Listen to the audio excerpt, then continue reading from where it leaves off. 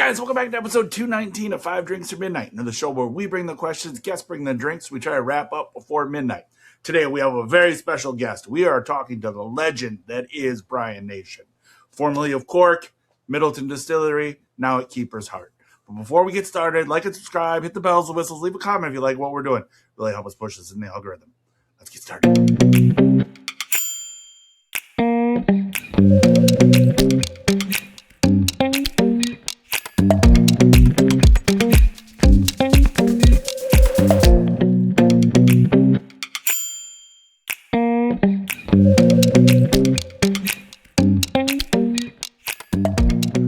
Thank you so much for joining me. Five drinks or midnight, five drinks, five questions, midnight, whatever comes first. How you doing today, sir? Thank you so much for joining us. I am absolutely great, Tim. Great to get the chance to talk to you. Oh, I love it. Love it. Huge fan. So again, thank you so much for doing the show. I really appreciate your time. Question one, let's jump right into it. What are we drinking first? So the first whiskey we're actually drinking is our Keeper's Heart Irish Plus American. And that's basically the first release that we released back in 2021. And it's a blend of Irish pot still whiskey, Irish grain whiskey, and American rye whiskey. So it's the first time you get to taste the richness of an Irish pot still coupled with the spiciness of an American rye. And, you know, this is all the whole kind of premise behind Keeper's Heart. It's about bringing the best of Irish and American whiskey making traditions together. And we do it kind of two ways. One is the blends that you're going to taste now, which is blending Irish and American whiskey. And then we're self-distilling our own whiskey in the Irish style of triple copper pot distillation, but it's American whiskey. Awesome. So I love this whiskey. This one is very close to my heart because this was the first that we released. First one. And it's always going to be that baby that you kind of say to yourself, oh, wow, just to see that in 2021 on a shelf, see it in a liquor store, see it in a bar was just amazing because, you know, back in 2019, this didn't exist. This was just, you know, pie in the sky idea, and it eventually came to life. What I love about it is that it's got, you know, it's very Irish forward, but you've got a lovely kick of rice spice on the nose as well. I love that. Yeah. Unexpected. Really plays well with the Irish in it. It's really nice. That rye is so nice. It is, and there's a beautiful level of confectionery sweetness even on the nose. The herbal earthiness of the pot still coupled with what I call the cooked orchard fruits of apple and pears, and then the tropical fruits of the rye, which for me are kind of almost like melon and peaches. They work extremely well alongside that spice. Now have a taste. Oh yeah.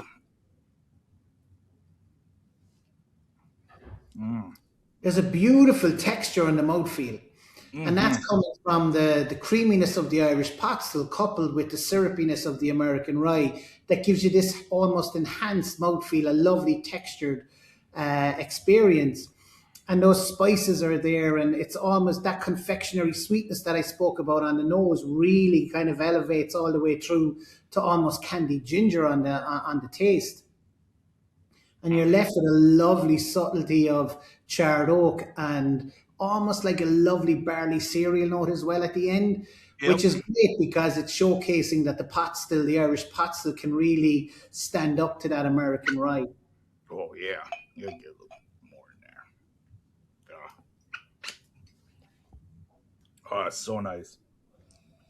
And I think one of the things that we kind of wanted to get across when we were doing this style of whiskey was actually to show that it's not just a gimmick, that it does give you an extra dimension of flavor, taste, complexity, and compared to 100% Irish or 100% American whiskey.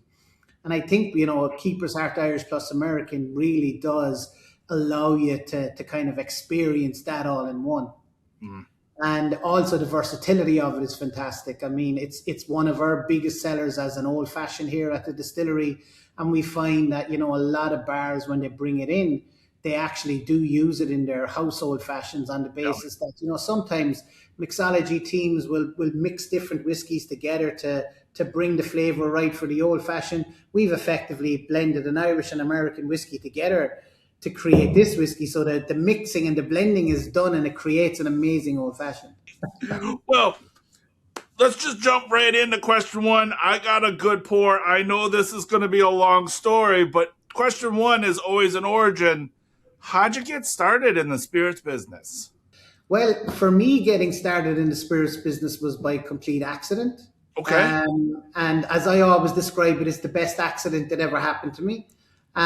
Basically, my background is chemical and process engineering. So, the expectation was you'd work in pharma, you'd work in oil refining or something like that. Did both. Couldn't say that I really enjoyed it, but it was a job. It was great, and I actually got the unusual opportunity of being asked to come for an interview in a place called Irish Distillers Yep. as an environmental engineer. And I got the job as an environmental engineer, where at the time Irish distilleries were just coming under the rule of Environmental Protection Agency and needed a license to distill. So they needed all this kind of environmental work done. And I was involved in that project, which was a year-long project. And while I was there, I didn't really appreciate the size and the vastness of Midleton Distillery at the time. And I was more focused on the environmental side. But then I got to know the engineering manager at the time, and he got me involved in some projects. And I worked with him for a number of years, basically being involved in kind of helping debottleneck the plant with very minimal investment, but just trying to increase the capacity of the plant. And that way it gave me the opportunity to learn the plant left, right, and center. And then that was 97, I did the environmental engineering role. And then probably in 99, I started as a project engineer stroke project manager. And then ultimately I think it was around 2001, I moved into production. Okay. And just did my job as a process engineer, production supervisor, learned the plant, worked with some great people that really helped me along the way to understand the process. And ultimately, I suppose a lot of it was right place at the right time. I became very good friends with the then master distiller, Barry Crockett. Yep. And ultimately took over from Barry as master distiller in 2013, something that, it will always be a massive honor for me, and something that I'll always be grateful for getting that opportunity from Irish Distillers and Pernod Ricard to be able to take on such an iconic role, That's awesome. And it was just, in a lot of cases, it was right place at the right time, and timing worked out, I did not know that you came on as an environmental engineer. I thought you literally that's awesome. I mean, so again, you talk about being masters taking over for Barry Crockett, which is absolutely amazing.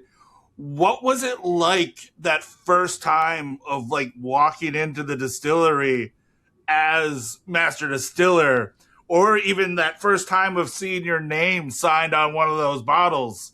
I think the most important thing that you learned from a very early age in Midleton was that, it's not just one person, it's a full team that is responsible for the whole success of any kind of brand, right? And so you always knew you were part of a team that was making amazing liquid. So I think, it was an honor, absolutely. I remember one of the first kind of roles I had as master distiller was actually being involved in commissioning the new pot still house in Midleton, and making sure that we were creating the same style and flavour of pot still whiskey in the garden still house as we had in the Barry Crockett still house. So that was a lot of time and effort, but it was an amazing learning period again, and just a brilliant growth period for all of us that were involved.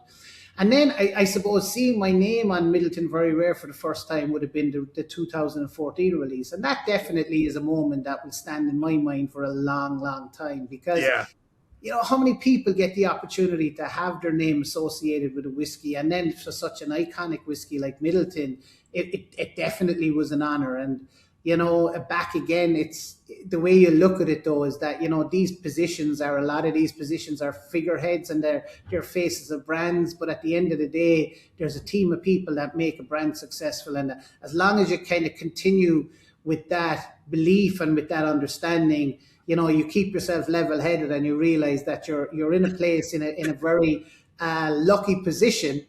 And it's because of all the people that are around you working with you, So that's right. The way I would have always considered any role that I have.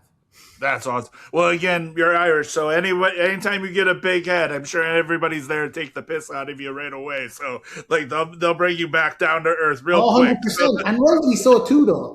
I always say that. Like, I mean, the day that you think that you're bigger than anybody else in your team, or that you're bigger than any brand or anything like that, is the day you should actually give up your job, because it no allow you're just gone ahead of yourself, as they'd say in Ireland. right.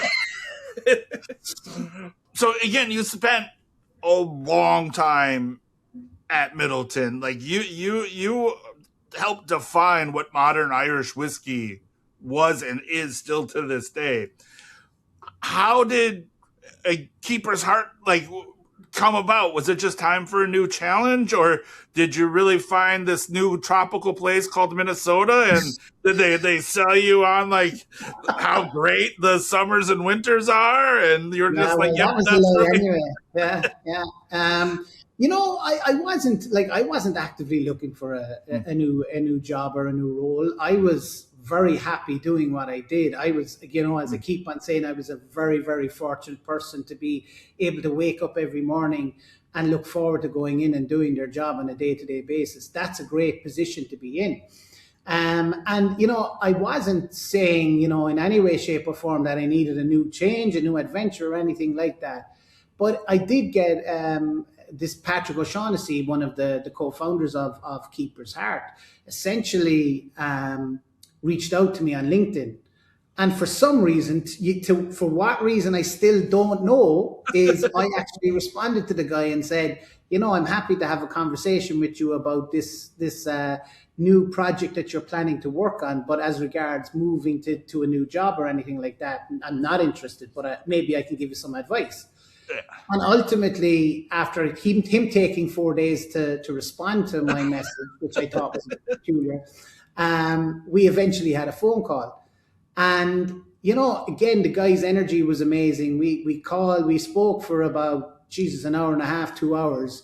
And at the end of the call, my parting words to him were, look, it sounds like a very exciting opportunity for somebody, but it's not for me. I'm master distiller of all of these brands. And, if there's something I can do to help you that's not in conflict with my role, I will definitely do it. But, it's not for me.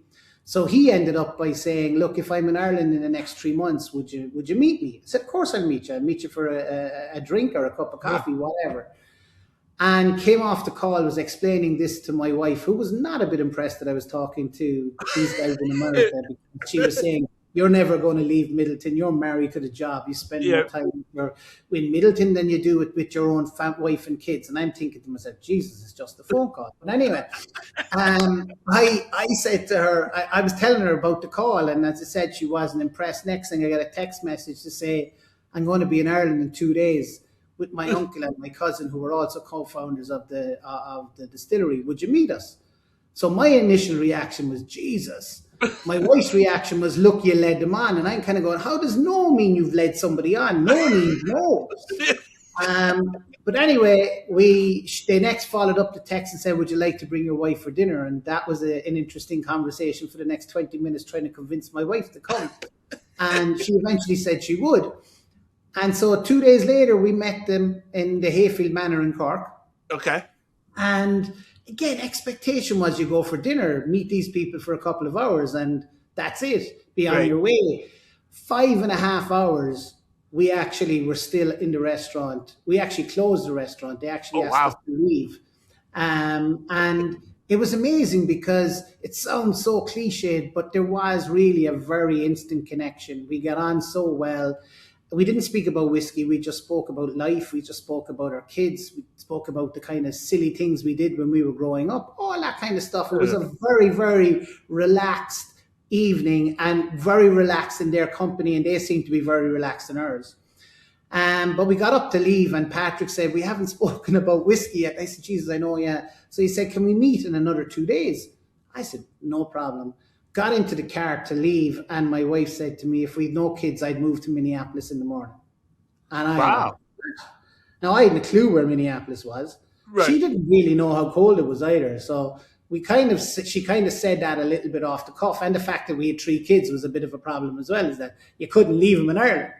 So ultimately, I met them 2 days later, and it became a reality once Una said, this is something that I think we could do. So then the next conversation was, look, I'll hear them out. But always the easy option for me and the safe option for me was to stay doing what I was doing because I love what I was doing. So then we decided to go visit in December of 2020. Actually, sorry, it was January 1st of 2020, yeah. Yeah. Because that was November 19th, yeah. So January 2020, we went over to visit Minneapolis, and the weather gods must have been shining down on the O'Shaughnessy's because it was 40, maybe 39, 40 degrees. Perfect. It was blue skies. There was no snow. It didn't snow while we were there, but there was snow on the ground. And the O'Shaughnessy's were going kind of like this all of the time. Now, we know the effect of light on that one. Because, Jesus, I've been through so many winters now at this stage that you think it can't get any worse than this, and then all of a sudden you get 12 inches of snow and you're cold, and you're told if you stay outside for 10 minutes, you're going to get frostbite, and you're going, Jesus, your eyes are going to freeze. None of that existed, But we went and looked, and we felt to ourselves, this is someplace we could actually move with our kids to. Looked at schools, looked at houses, so we decided that this is something we would give a go. And the other side of it too, Tim, was, how many people in their lifetime get the opportunity to be involved in building a brand from the ground up, right? It's something that I kind of did it as a calculated risk as well, in that the way we looked at it was, if it works, it works. If it doesn't, so be it. We come back to Ireland and we get another job, or I do something else or whatever. I always felt that I'd have regretted it if I never tried it. And so far, so good. We've been very, very happy to have done it and love every day of it. And, I'm really proud when we talk about it and see it on shelf, because, as I said, back in 2019, this did not exist. Yep. And a group of us came together to bring this to life. And we're available in 21 and 24 states across the US. It's available in Ireland. It's just something that we're really, really proud of. Well, there we go. That's question one. So, again, fucking amazing whiskey. Cheers. So, cheers. Cheers, buddy. All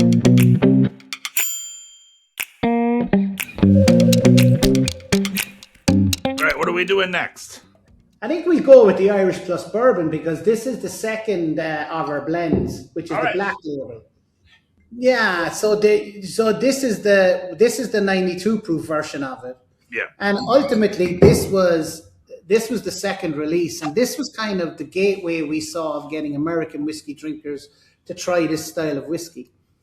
So it's a very, very Irish or American forward whiskey. And for those of you that one of the reasons it's very, very American forward is that American whiskey drinkers are very loyal to American whiskey, particularly if you're a bourbon whiskey drinker. They don't want to move away from drinking bourbon. So we've kind of tricked them here, because everything on the nose of this whiskey is bourbon. Mm. It's actually an MGP bourbon with a 21% rye grain inclusion in the mash bill. It's 4 years old. And it's blended with Irish pot still and Irish grain whiskey. But on the nose, you don't get any Irish influence, really. It's all about the bourbon. You're getting that lovely perfume, that corn sweetness. You're getting everything you expect in your bourbon influence. But now have a taste.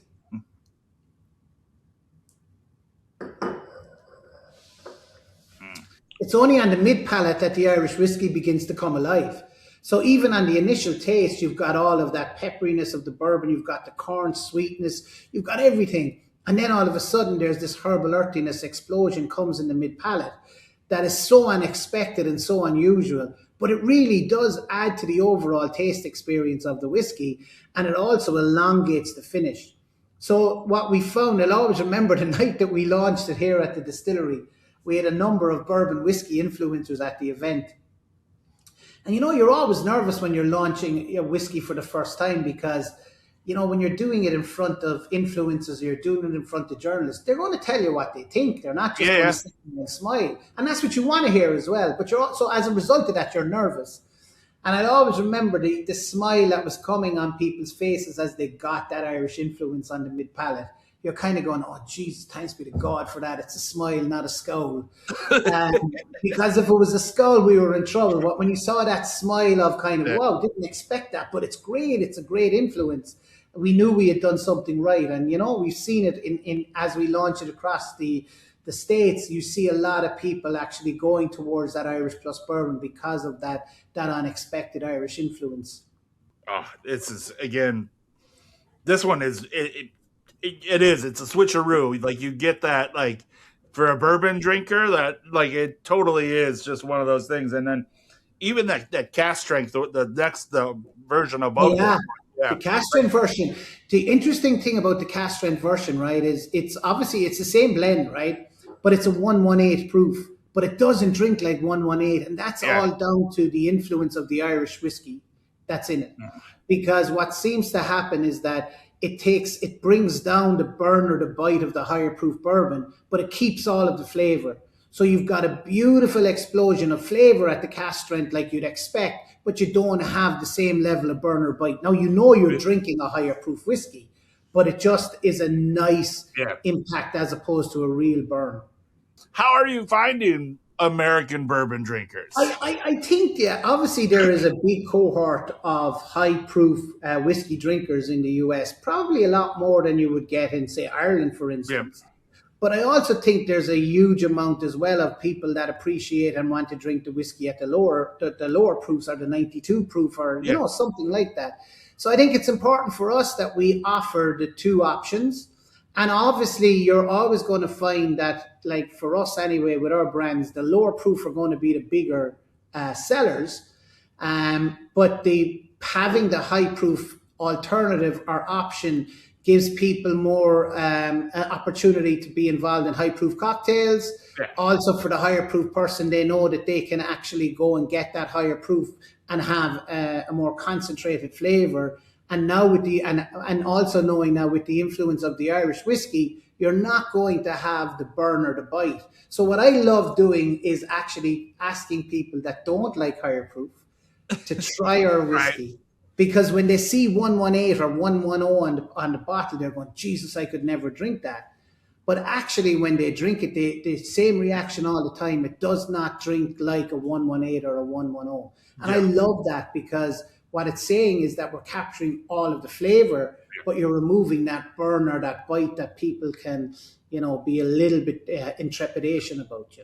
Yeah, no, and that's the one thing I truly love about Keeper's Heart, is that it's just flavor across the board. Not even like, who cares about how high it is or how low it is. It's flavor. So I always tell people when we're drinking it or like introducing it to friends, it's like, this is what the chef recommends. Yeah. Exactly. So you might want it high, like you might want your steak burned to a fucking crisp with ketchup, but you're wrong. So that's like, if you want that, go build your own steakhouse. But like, this is always like, I'm just like, try it. You're gonna like it. It's gonna be. And I also think, for us, one of the things that we wanted to do as well is make sure that any of the whiskeys that we produce have a versatility around them.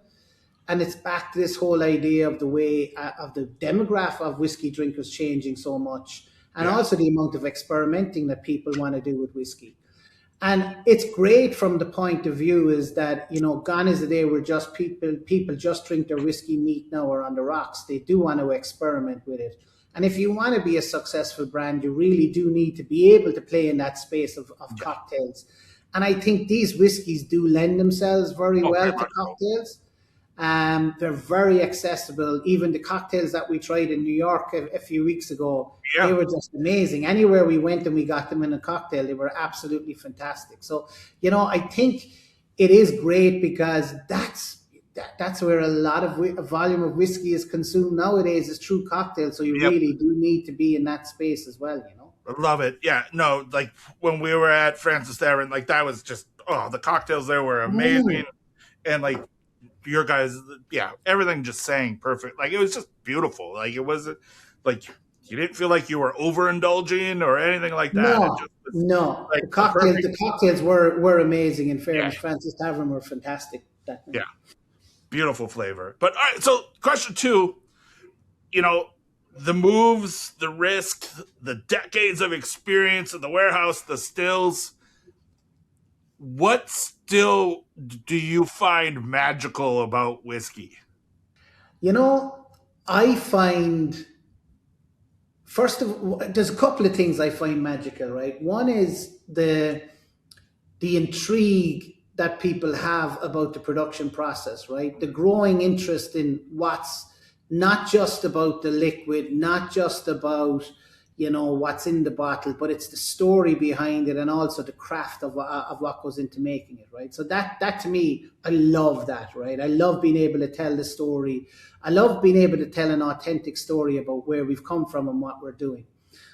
The process itself always intrigues me because, when you're setting out developing these new distillates, particularly the American pot still now, which is our first self-distilled, which we'll taste later on. When that started out, we didn't fully understand what it was going to taste like as after it came out of the barrel. We knew we were creating a pot still style whiskey using malted barley on malted barley. We were putting it through that triple copper pot distillation process that we have installed at our distillery in Minneapolis. But again, once it went into the barrel, we did not know what way it was going to turn out on the basis that it was virgin American oak barrels. It's a triple pot distilled distillate that doesn't normally go into a virgin American oak barrel. So what's it going to be like? I think that whole intrigue really is something that always amazes me and always surprises me. Love it. And I think I will definitely and honestly say that there were some what I would describe as squeaky bum moments when we were watching this mature. Because at the start, it wasn't something that you'd be saying, "Oh, I'm thrilled to be putting this in a bottle." After a year, it was just a wood bomb. Yeah. So it was watching the evolution. And one of the things I always tell people when they come on a tour here in at the distillery is, all the way through the process, there's attention to detail, there's quality control, there's looking for repeatability in everything that you can do. And then you put it into the barrel and you're relying a lot on the quality control of the barrel, and you're relying on the barrel to do a big job. I think the quality of the distillate that you put into the barrel has to play a big part in delivering on the overall flavor. But at the end of the day, the barrel plays a big role in the final outcome of the whiskey. And there isn't one person fully understands how maturation works. Right. And I love that because it adds that wizardry and that intrigue about whiskey making. And as long as I'm in the business, I hope that's the way it will always be. Because you can have all of the science background in the world, you can do all of the analysis, but there are certain things that happen in a barrel that you really can't explain. Yep. But it just makes a damn fine good whiskey, and that's the most important thing at the end of the day. And let's just leave it like that. Let's just leave it that it is creating that. There is that special wizardry that's taking place that creates this amazing whiskey. Fucking love it. That exactly. Like and I just our last follow up because you are the master wizard that is responsible for a majority of my favorite whiskeys throughout my drinking career, including Keeper's Heart. So I really do I'm so honored that you're doing the show. But when did you first kind of fully realize that you are one of those most important wizards of the whiskey community? Like, you are really a driving force in the whiskey world. Tim, I always say to myself and say to others is that we're all doing a job, right? I'm just very lucky that I'm involved in a job that I love, and that it's an industry that captures a lot of people's attention because it's such a tangible product that you can tell stories about, that you can enjoy with friends, you can make new friends with. So I think I'm just lucky in the position I've been in. So I feel very fortunate. I never take it for granted in any way, shape, or form. And I never go around thinking, you're this person that does this, that, or the other, or is this, that, or the other. It's a job I do that I love. And I love talking about it, and I speak very passionately about it. And I'm lucky that, I suppose, being Irish, I've got the gift of the gab that I can talk for a long time and maybe talk too much sometimes. But I just feel so fortunate to be in the industry. And the industry is going through a difficult time at the moment. But I always feel that there's light at the end of the tunnel, and we're going to get out the other side, and we'll be all the stronger for it. And just love it, and I just love what I'm doing. So Yeah. to me, even though it is a job, it's not really a job. No. It's just a very fortunate position to have, Well, I love that, but I mean, I will, as somebody who has created some of my favorite whiskeys, like I will hold you in a higher level just because of who you are. And again, I just want to say I appreciate everything you do, and so cheers to that. Cheers, buddy. Thank you. Yeah.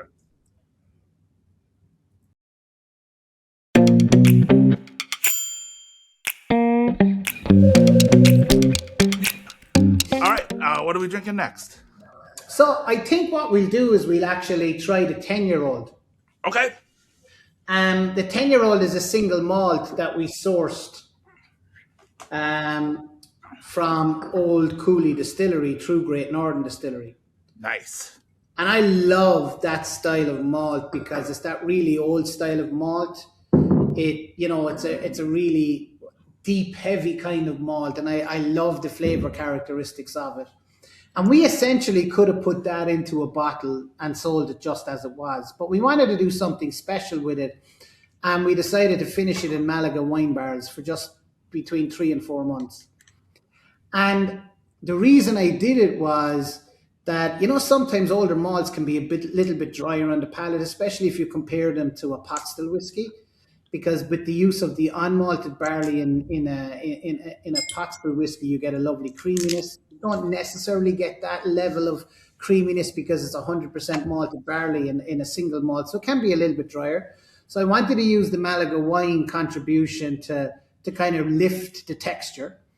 But it also then gave the added benefit of adding some honey sweetness, apricot, stone fruit, and almond nuttiness, but it still kept the DNA of the malt whiskey. And that's something that's very important for me when you're doing a whiskey finish, is that you want to keep the DNA of the whiskey alive. You don't want to transform that whiskey into something that you don't know where it came from. You want to keep the DNA alive, but you want to have that little enhancement from the whiskey finish.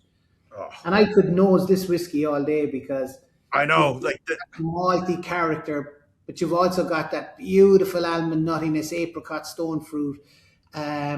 Even there's a little bit, as I describe it, it's almost like a burnt note, almost to the point of a smoke, but it's the caramelized sugars, the burnt caramelized sugars from the Malaga wine. It's almost like a little too overcooked creme brulee, if you will. Yeah, like actually a great way of describing it. Yeah, just a little, like it's just a tad overcooked. Just a tad, but it has a lovely burning crunch. Yeah. Have a taste. Oh.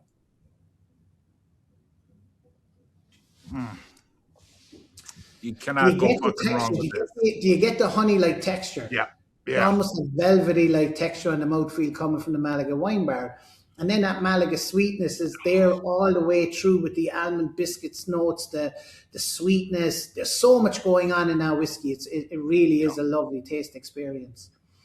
This was actually voted the world's best Irish whiskey in 2023 by the San Francisco International Spirits Competition. Oh. Something that we were blown away by, as you can imagine. Sure. And it's just something that, we don't have a huge selling of it across the US. Because of the price point, it's a $74.99 bottle, so it's not going to be a core seller for us. But it definitely sells well across the US, and it does well in Ireland as well, particularly travel retail. Even that, like, I loved kind of like, not even question 3, but like, again, you talk about coming back to Ireland to sell Keeper's Heart, which you did at a Whiskey Live, right? Like that was the kind of... Yeah, we did. Well, we actually did a launch, in March 2023, I think. We came back to Ireland and we did a kind of an official launch, and that was a memorable time, I can tell you. Yeah. And again, talking about Irish culture, making sure you don't get too big. They did a welcome home video for you, right? Oh, yeah. My mother absolutely hated that video, actually.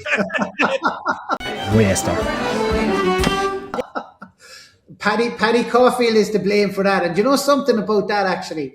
We kind of said to ourselves, we want to have fun with this brand and we want to make sure that people understand that we're there for the fun of it as well. Serious in what we do in terms of our whiskey making, but we're going to have fun.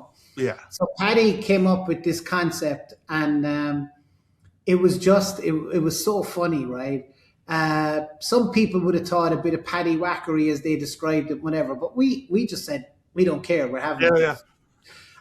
but it was actually shortlisted in the Lions competition in the Cannes Film Festival. Cannes Lions, yeah. Like you guys, it was a really great piece of marketing. So yeah, it was.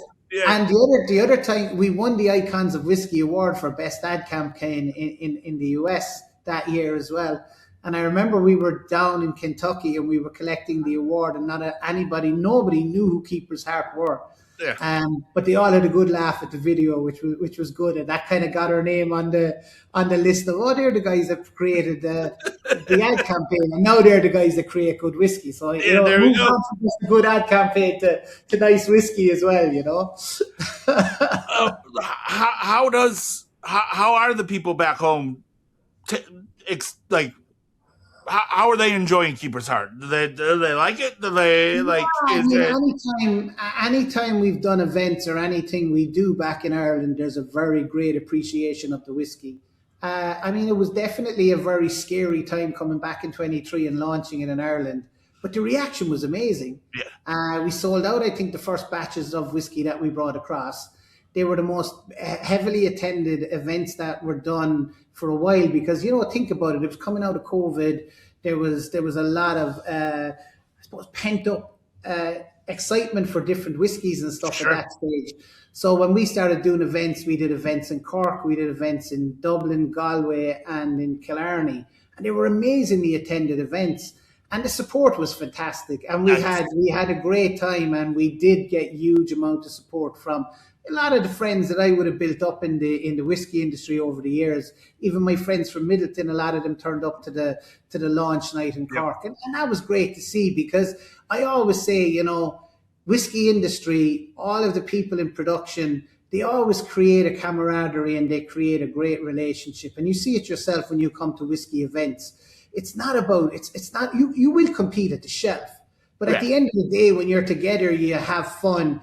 Yep. You create those moments where you're having a drink with a bunch of friends. And that's essentially what you've created is within this social network of whiskey makers, whiskey producers, whiskey sellers, and whiskey writers. We're creating a network of friends that ultimately will stand across any brand. Yep. And that's what I love about it, and that was so prevalent when we went back to Ireland and when we launched it. The reception was fantastic. Big issue, I suppose, for Ireland is the price point. I mean, each one of, the only two that are, the 10-year-old is available, but the Irish Plus American and the Irish Plus Bourbon are available in Ireland. And they're at €50 a bottle. All right. Whereas here it's, $34.99, anywhere from $30 to $34.99, and anywhere from $34.99 to $39.99. They're kind of it's accessible prices. When you go back to Ireland at €50 and you're competing against Jameson on a shelf or someone like that, it's not going to be an automatic purchase. So that's one of the things that it will suffer, like most American whiskey. But I do love that you talked about how it's the friendship, because I think that rising tide raises all ships kind of thing, where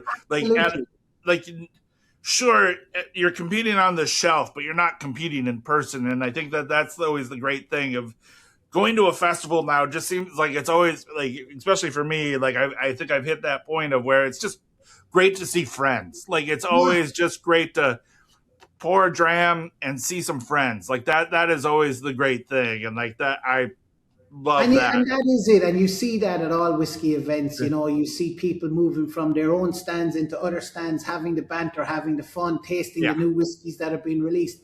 That's what it's about. Yeah. At the end of the day, life is too bloody short to be arguing over a brand of whiskey or competing to that level. I mean, we all want to succeed. We all want to sell more cases than the other. But at the end of the day, we're all in it together. And as you say, you want to rise the tide for everybody. Right. The category itself. But Yeah. so again, getting into question three, you are responsible for some of the most amazing whiskeys that were like in your time in Midleton were considered like test series and now become like evolution. I guess my question is more getting into evolution versus tradition, where you lay down some amazing whiskeys that now become part of that test, if you will, has now become a standard of whiskey. So, like for example, Jameson, and like we talked with Kevin O'Gorman about that, and then like you guys have like nailed down a lot of things.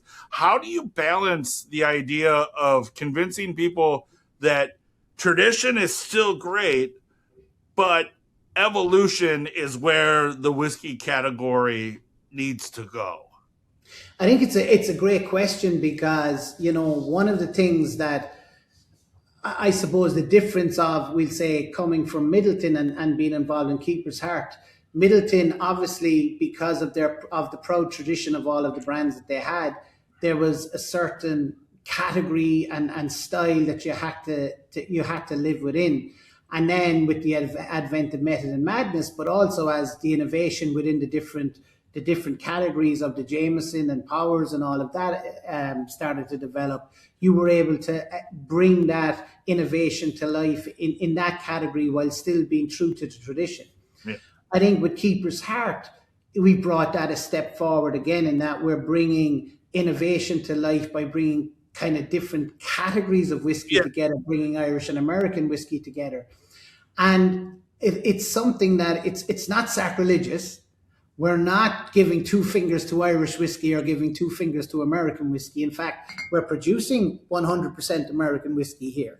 Yeah. But I think what it's showcasing is that you can live within the boundaries of rules, and you can still innovate and create very unique tasting whiskies that are not a gimmick, but actually do deliver on taste and flavor.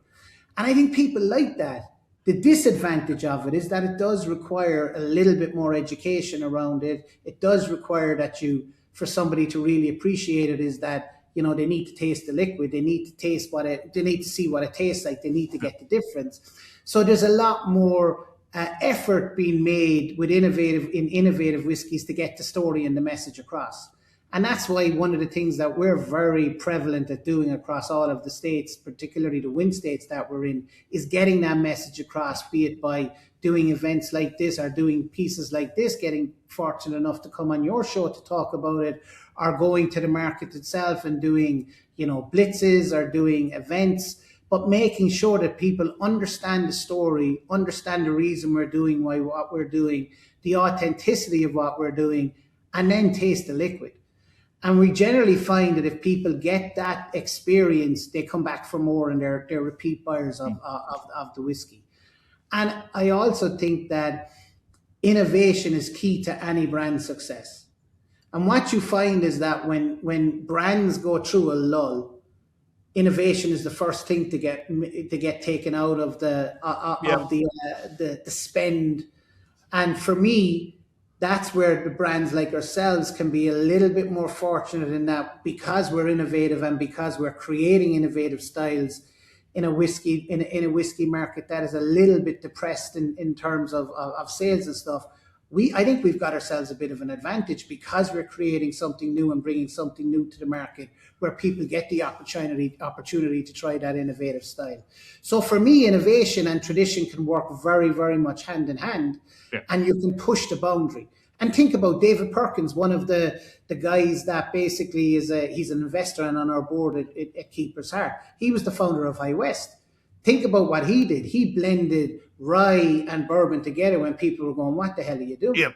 Yep. And he was a maverick in American whiskey. And, he kind of set the scene for trying these pushing of the boundaries in America. And it's great to have him on board with us to be able to work with us on that as well. No, and I love that. I'm so glad you talked, because again, I think that that blend of Irish and American is like it's innovation. It's still Yeah. something like something we've never seen before. So it's creating something new, and I really appreciate you talking about that, because like that is really creating that a new category, if you will, like that. That Absolutely, is, absolutely.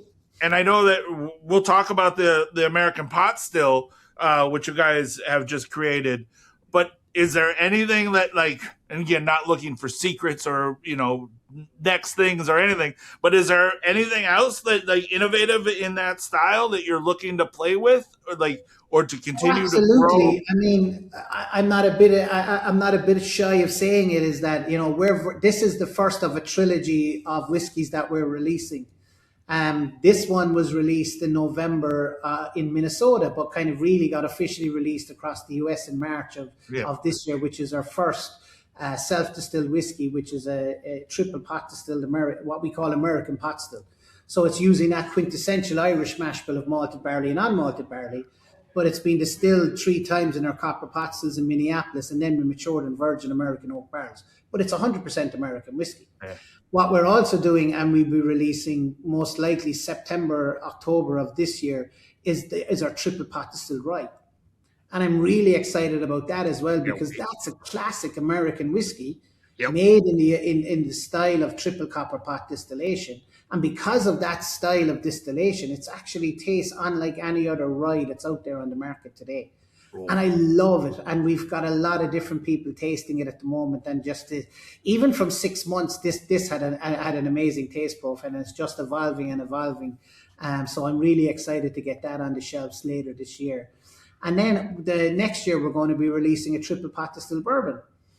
And again, that's your classic American whiskey, but because of that triple copper pot distillation, it does create a different taste profile. And one of the things I suppose we prided ourselves on as well is that we pay a lot of attention to the quality of the new make distillate.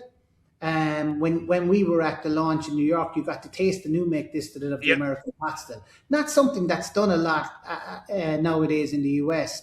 But for me, creating a good quality tasting distillate that you could technically use in your as a white dog or as a poachine equivalent in your cocktails at the distillery, that's very important because that's your base to put yeah, into the barrel to create this complex flavored whiskey. And that's something that we've done across the board with the rye and with the bourbon as well. And what's very interesting about the bourbon is that we've made sure that we've brought that really strong corn note back into the nice. distillate. Sometimes that's disappeared, and it's become a lot more neutral. And we wanted to make sure that we went back to the kind of the roots of bringing that corn note forward into the whiskey, so that it does stay within the overall maturing whiskey as well. Nice. So exciting times ahead for us. I love it. I love it, and I can't wait. If you need a taste tester for the rye, you let me know. No I'm happy. problem. Yeah, I'll do I'll one even. better than it. I'll do one better. I'll send you a sample, see what you Well, think. I appreciate that. I mean, I'll even come to Minnesota. I'll be your intern for a day, just so I Oh can. yeah, no problem. You could do that too. We'd love to have you there. Love it, love it. And just our last follow up, because you talked about education, and everybody always says, whiskey to lips and you're hooked, like kind of thing. Do you have a like? Do you prefer to do like the big shows, like, or do you like what you guys did in March at the Francis Tavern, like where it's more of an intimate gathering kind of thing? Yeah, I mean, there's room for every one of them, but the most beneficial ones for us are when we have a smaller group of people together where you can spend more time on the Right. education piece. We normally do kind of events. I normally go and do events where you might have 40 or 50 people at the event. You can engage better in that kind of a Yeah. group. Obviously, the smaller, more intimate ones are even better. But when you're trying to get to as many people as you can, you need to expand that size out. But Sure. I love doing those education pieces because people get the opportunity to take the time to taste the whiskies. When you're at the bigger shows, it's very rushed. Yeah. People are trying to get to as many whiskies as they can. So there is a benefit to them, but there's nothing better than doing an education piece with for your own brand in a more intimate, smaller group, definitely. Nice. Well, there we go. Question 3. Cheers. Cheers, buddy. All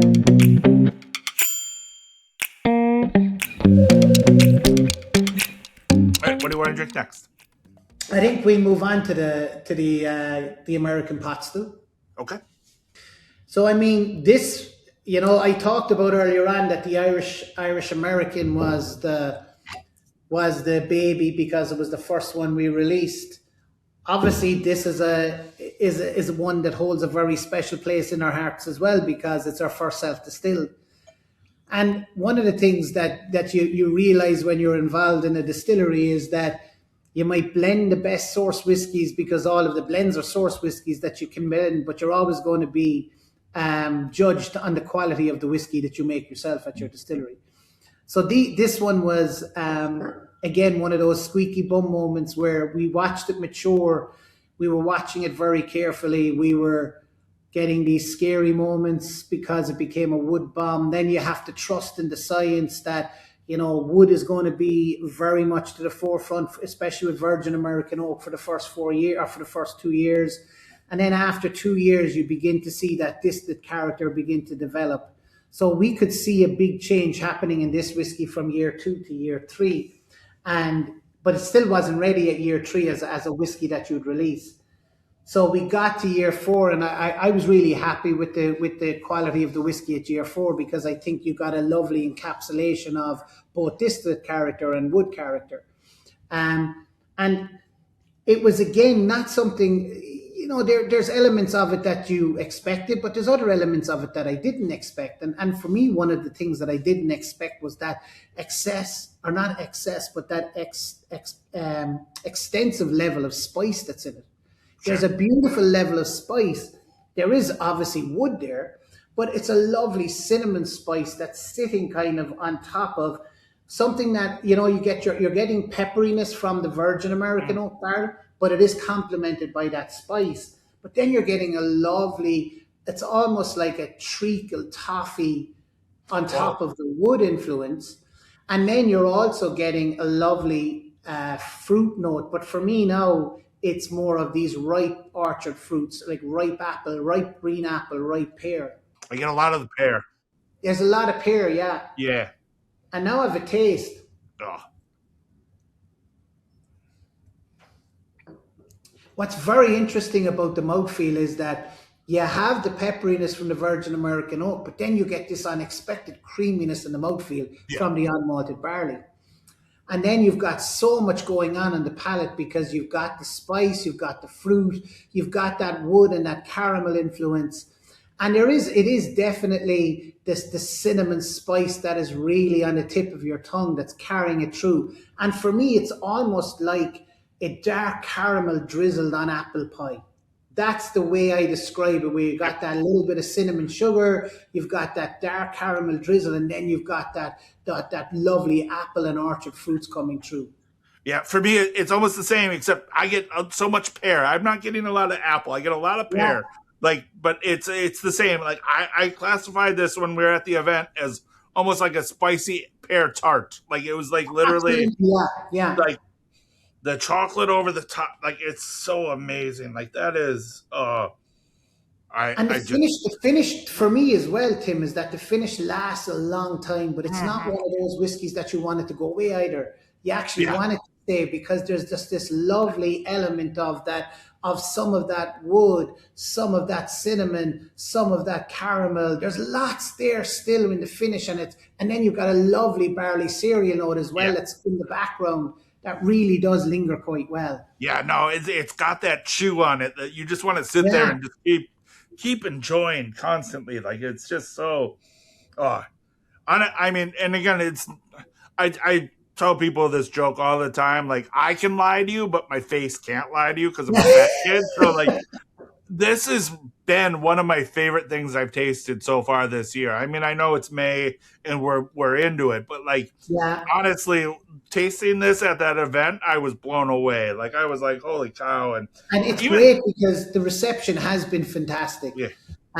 Like we did a launch. Actually, what was something that was absolutely amazing for us was we decided to do a mini launch just for Minnesota because it being our home state.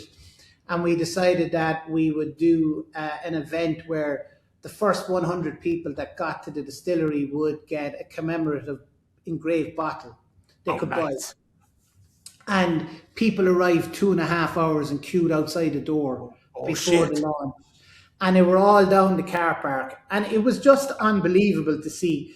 There was people travel 6 hours just to come and get a bottle and actually drive back again. It was unbelievable to Yeah. see the support that we've gotten, and we see that all of the time at our facility here in Minneapolis, as well as that we've got great support in the local community for the whiskies that we're producing. And then when we go out into market and we get the opportunity to do events in market, we get great support, and Yeah. we're very appreciative of that, because we know there's such an array of whiskies out there that when people take the time to come and listen to you talk about your whiskey, Yeah. you're really kind of, I suppose, aghast that they're willing to take the time and come to listen to an Irish guy or one of our team coming out to talk about the whiskey. And they do like it and they do buy it. So, Yeah. long may that continue for us. Cheers to that. And also Cheers. for the people at home, queue is a lineup, and then car park is a parking lot. So yeah. I see. Here we go again. we should have subtitles. I'll have like somebody translate. Like it will be like instead of like the deaf translation, it will be like a Midwest person just Yeah. like talking about like the real things that what he means here is. Fucking love. Absolutely. Again, you said this was 4 years old. Yeah, so it's 4 years old. Yeah. Any plan to go beyond the 4, or? Yeah, absolutely. Like, I mean, we're obviously going to keep stock back and leave it age longer. And there's been a lot of positive reception around the cask strength version of it, because when we launched it at the distillery, we actually gave people the opportunity to taste straight from the cask as well. And Nice. I mean, the flavor profile, and again, even the triple copper pot distillation there, the proof was about 127, and people did not feel they were drinking 127. The flavor That's was awesome. fantastic. Again, the benefit of that triple copper pot Yeah. distillation. So, I mean, so definitely we might look at a cask strength version at a very limited edition at some point. love But it. definitely keep some older stock. I mean, again, I don't even think we need a cask strength. I mean, I would just like to see Yeah. where this goes, like serious, like what a 5-year-old even looks like. Yeah, I mean, absolutely. Yeah. it's absolutely amazing. But all right, so the question 4, in your opinion, what's the one whiskey conversation the industry should be having that isn't having right now? Ooh, that's an interesting question. I mean, for me, it's the importance of innovation. Yeah. And the reason I say the importance of innovation is that's if you consider the evolving nature of the demographic of drinkers nowadays, and the way they're changing their drinking habits. Whiskey has to innovate to keep the attention and to keep the excitement about of the brands and of the whiskies, to keep that kind of the demographic drinking the whiskey. So I think for me, innovation is a very, very important conversation to have, and what we can do to maintain the interest among the next generation of drinkers that are coming up, that have such a wide array of different choices to take now, be it THC or be it seltzers or whatever. Is there something that we can be doing in the industry that is making what we're offering more appealing or more interesting to that new generation of whiskey drinker, or new generation of drinker, mind you. Nice. And I'm talking about a kind of a 25-year-old onwards, because Right. you're not looking to get a 21-year-old who's just starting to drink to try whiskey. What you're trying to do is you're trying to, as they evolve in their taste profiles, and they want to experiment more as they get more cash in their pocket, they get more mature, that they want to enjoy something, they want to appreciate it, that we're there as a choice for them, and that our flavor profiles and our innovation is kind of creating their curiosity and fulfilling their curiosity. Sure. I think that's important, because if we don't, and if we sit on our laurels and don't innovate, then I think we will lose a more of a cohort of drinkers over time. Yeah, I agree. So that would be for me is something that's definitely a question that we need or a topic we need to discuss more about. Okay. And I think at Keeper's Heart, as I said to you earlier on, I think at Keeper's Heart, we are actually, because our whiskies are innovative, we're trying to push that boundary a little bit further. Fucking love it. Well, there we go. Question 4. Cheers. Cheers.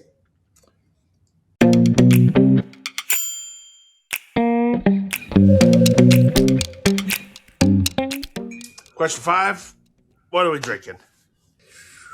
I think you should try. When you spoke about the cask strength, you might as well try the Irish Plus Bourbon cask strength, or do you want to go back and try another one of what we've tasted already? So this is exactly the same blend as the Irish Plus Bourbon, but it is at the higher proof of 118.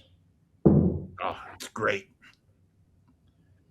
And the beauty of it is that it's got all of that intense flavor we spoke about on the Irish Plus Bourbon, but it's all more concentrated now. Yeah.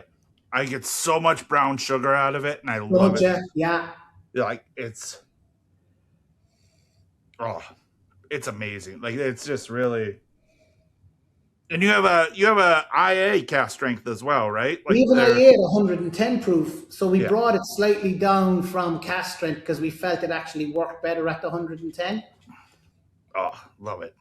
Oh, we felt it worked better at the 110 proof than just at the cask strength of 117, 118. So, but this one at 118 worked extremely well. So let's have a taste. Yeah, cheers. We describe this as the if this is the Americano, cask strength is the espresso, because it doesn't drink like 118 proof, but by God, it has all of the flavor. Oh, and so much more. Like, it literally it's just a flavor bomb. Like, it's so absolutely. Oh, you cannot go wrong with this. Like, this is just it's just honestly, like, it doesn't drink as hot as it should. No. Or you think, but just the flavors you get. Like, you talk about the chewiness of the American pot still. This one just has so much of like that. Oh, it has a viscous associated with it because of all of that concentrated flavor, and it's the advantage of having that viscosity, but not the burn. All right, so last drink of the night, last question of the night. Last question comes down to the flip of the Whiskey Wednesday coin. You can flip it, you can spin it, you can do whatever you want. The coin will give us the answer. You don't have to answer unless you feel so inclined to answer. But this has been my Irish question. I've asked Jer this. I've asked Kevin this. I've asked a lot of. Now I'm going to ask you this. So, question 5: can a good dram change a room? 100%. 100%. Don't even need to flip the coin. He already answered. Yeah. No, it definitely can. It definitely can. And I think the kind of the answer to that 100% is, it's back to that whole social aspect of being able to sip and enjoy a whiskey. A great whiskey among friends or among people you've never met before, and just to develop that relationship can be a really great moment. Yeah. And I can say without a shadow of a doubt, since I've moved over here, I have made some amazing friends over great drams of Keeper's Heart. Yeah. And talk about changing a room. It has changed a room almost instantaneously. And what I love about it is, we built a fantastic facility here where people come and visit. And when we opened first, there was a lot of trepidation from people coming here because they thought, it's a very swanky whiskey bar. And I'm afraid to look for a whiskey and soda because there's all these fancy cocktails on it. Maybe I can't. And one of the things that we wanted to make sure that people felt when they came in was that they were comfortable and that it was a very welcoming place, and that people can come in and they can order their whiskey no matter what way they want it. They don't have to have a whiskey if they don't want it. But we obviously would recommend, considering we make some great whiskey. But the atmosphere that this place has developed over time of being a welcoming place for people to come in and try whiskey, be it for the first time, our seasoned whiskey drinkers. And the most important thing is enjoying it, right? And making the best of the moment that they've had with that glass of whiskey. So, without a shadow of a doubt, a great whiskey can change a room. Brian, that is 5 questions down, 5 questions answered. Thank you, sir, so much for joining me. I really appreciate your time. This has been a true honor. You are a hero to me, and I really appreciate your time. So you have influenced my drinking a lot through my years. So I appreciate you. And again, I can't wait for us to drink together soon. So cheers to you. Cheers, Tim. And it's been a pleasure for me too, Tim. And thanks a million for the support. It has been great, and you've always been a great supporter. So really do appreciate it. I appreciate it. Yeah. And guys, go get some Keeper's Heart. So cheers.